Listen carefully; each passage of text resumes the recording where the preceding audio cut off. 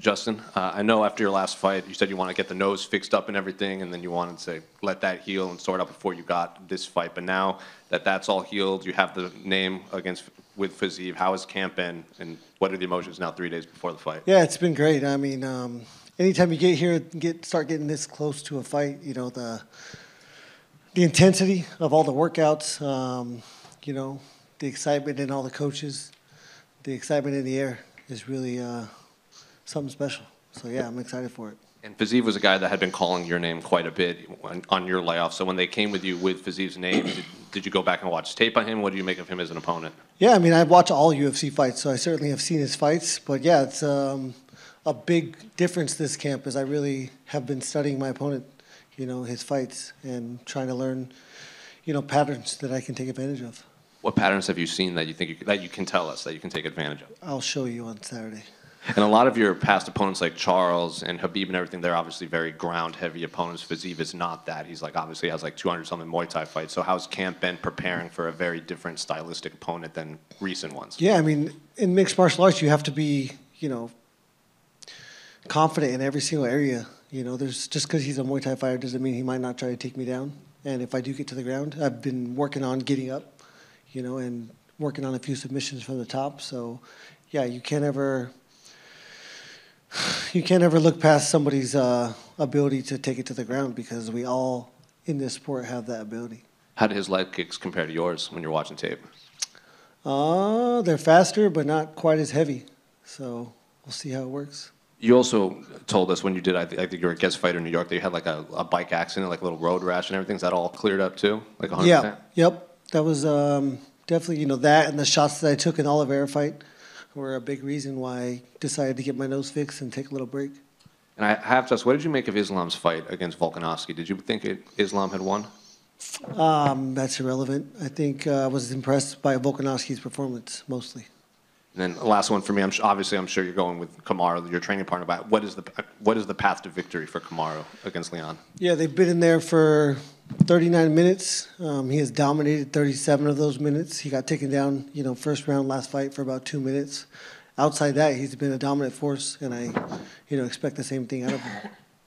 Justin, over here, right in front of me. Hi. It's interesting you said you talked about him wrestling you. Are you expecting him to wrestle you? I mean, I'm not expecting anything. You know, I go in there with the mindset that anything can happen. I do think he'll be more striking. You know, I think it'll be mostly his game plan. But any of us, as soon as we face adversity in something that we thought we would be successful in, are going to move to a different option. I think I'm going to be better on the feet. I think I'm going to create more damage, create more angles, control more space.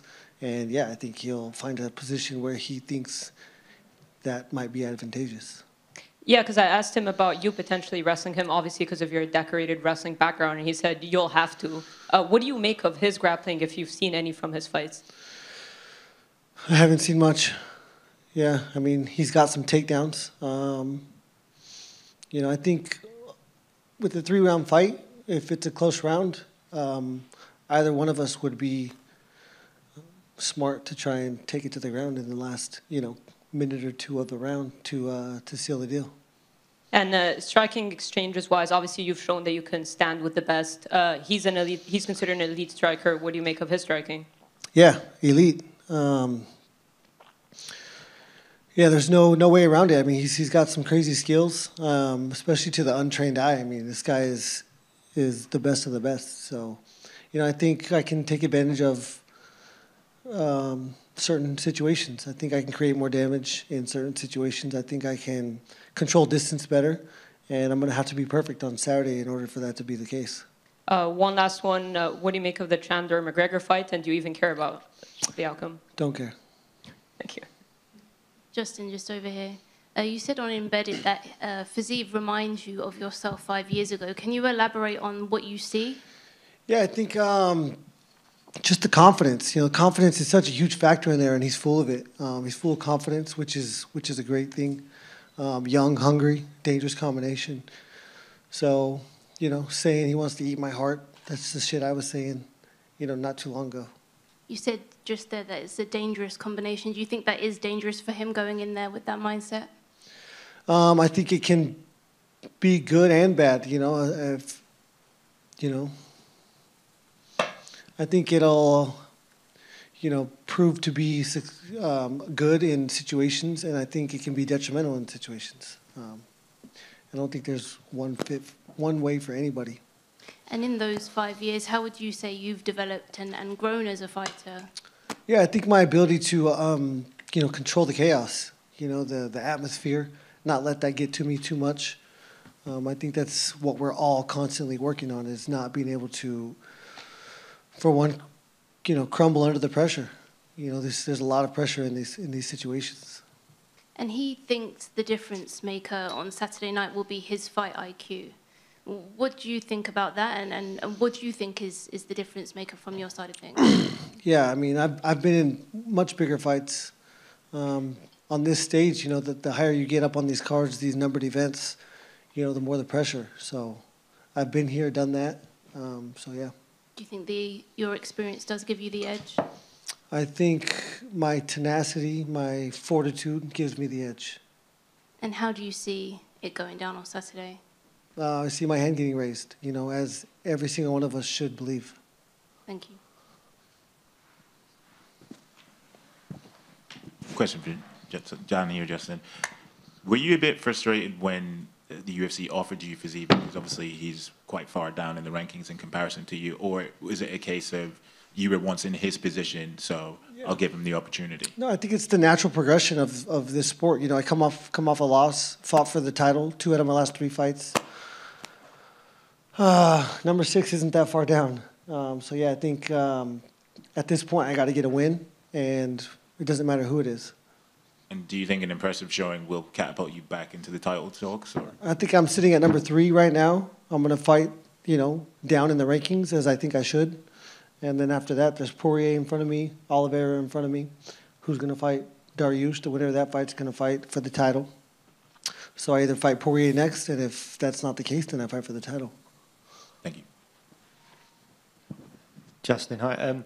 A lot of pay-per-view events now have like 2 title fights on them on the main card, but I think most UK fans are actually really excited about seeing you fight live on UK soil more than they would be if there was a second title fight on this card. Do you take a lot of pride in that? Oh, yeah, of course. I mean, I'm going to blow the roof off this arena.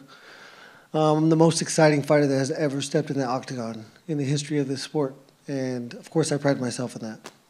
With that said, when you're in those types of fights that you're so famous for, what is going on in your head in those moments? I spoke to Dan Hooker recently, and he was saying that he's kind of got 2 voices in his head. One saying, like, what the fuck am I doing here? And the other saying, I think the quote was, "Pony up, bitch," which I don't fully understand. Yeah. But it's moving so fast. I definitely cannot remember a thought. There's your ability to retain information in there is non-existent. It's moving so fast, and if you take the time to retain information, your peripherals, your intuition just goes out the window for 1-2 seconds, and we're fighting less than seconds, less than inches. So there's no time for any of that. And lastly, what's the benefits to you of fighting on the same card as your teammate Kamaru Usman? I mean, I think with this being such a mental battle, knowing that he's going after me, vice versa, him knowing I'm going before him, it just gives you that confidence that you're not, you're in there alone, but you're not necessarily alone. I think that's the biggest advantage. Thank you very much, mate. Pleasure talking to you. Justin, one more front. To go back to that, you believe you're the most exciting fighter in the history of the sport. When did that mindset get there? Has it always been there, or was there a specific moment? I don't just believe it. You believe it. You all believe it. You know it to be true. It's not on purpose. It's just who I am. It's how I compete. I'm cut from this cloth, as they say. If you're number 1, who's number 2 and 3? Number 2 and 3. I mean, if Fiziev keeps it going, he'll be up there pretty soon. But I mean, my most exciting fights that I remember is Anderson Silva back in the day, and John Jones going through the TRT era. We were talking about this earlier, so I'm just going to ask you. people say that he's got an asterisk on his career because of some of the drug stuff, but in that era, he was fighting guys like Vitor who have been proven. So do you think that asterisk kind of is irrelevant because he's fighting the same sort of... Yeah, I think it's irrelevant. I think if he was to get popped now, I think it would be a different case. But yeah, in those times, in that period, it was a different ballgame. Just over here, just another one. You mentioned briefly about the Beneil Dariush and Charles Oliveira fight that's coming up. Obviously, you've been in there with Charles Oliveira. So how do you think he does against Beneil? Man, this game is so crazy. You know, anything can happen at any moment. I don't think he's going to, you know, obviously Beneil's not going to be scared of the ground game. I think Beneil creates and causes a lot of damage. And if Oliveira goes down, he'll be unafraid to follow him to the ground, just like Makhachev did. And he submitted him right after that. So I think that's a scenario that could happen. Justin, you mentioned about being the most entertaining fighter on the planet. How much does that play into the way you game plan for fights, and how do you have to temper that when it comes to game planning for someone like Fiziev? Yeah, I would say it's zero. You know, it's not on purpose. It's just who I am. It's who I've been in wrestling. You know, wrestling can be boring. My wrestling matches were never boring. It's just the way it is. I don't know why. I can't turn it off. You've tended to use your wrestling as a device to keep the fight standing, where you can do the most damage and win the fights on the feet. Are we likely to see more offensive wrestling for you on Saturday? You know, I'm not opposed to it, but we'll see. Great stuff. Thank you.